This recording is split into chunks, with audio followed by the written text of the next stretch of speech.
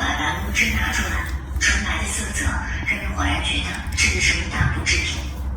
那股白木汁在被它摘下之后就有缩水的迹象，可是现在这么长的时间过去，居然还维持在直径1尺左右，可谓是十分惊人。